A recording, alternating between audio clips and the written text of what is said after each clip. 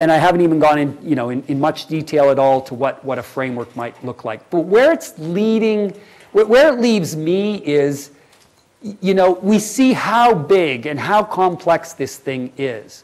That reform of a mental health law, even to restrict involuntary admission and treatment procedures, or to reform the Guardianship Act so that, we have partial guardianship and we've expanded the functional test a little bit, that's not going to fulfill the kind of results, if you will, that we were talking about this morning.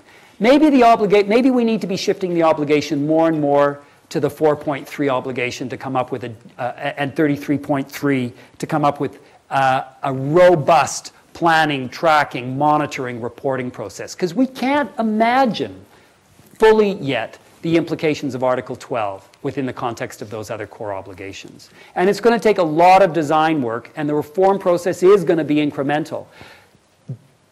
The risk in moving forward on a piece of law reform that gives us a sense that we've fulfilled our obligation on Article 12 is that we're going to so narrow, we're going to make too many compromises in terms of what Article 12 should mean in a fulsome sense.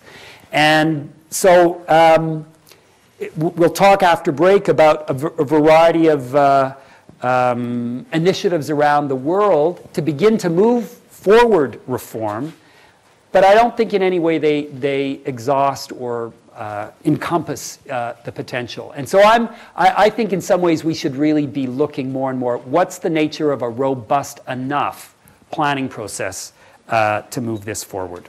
Not to slow down reform, but to keep our imaginations open to the scope of reform and scale of reform that's required. So in closing, or pausing here so we can open it up, we've got, Michael trying to decide on his own where he's going, but I think Article 12 calls upon us to recognize the interdependence of one another and to keep our descriptions of who we are and how we act in the world open. I'll leave it there.